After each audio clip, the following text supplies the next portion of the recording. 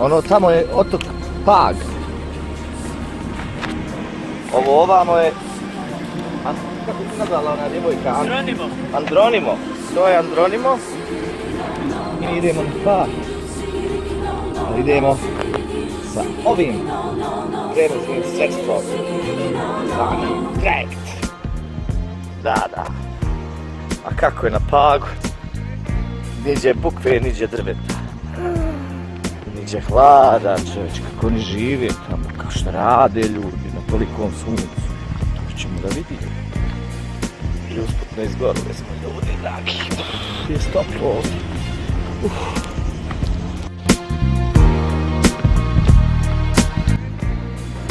Prevozno sredstvo, broj 2, 3, 4, 8, auto.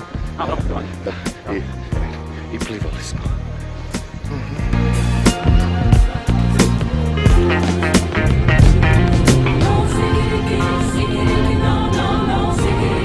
Koliko je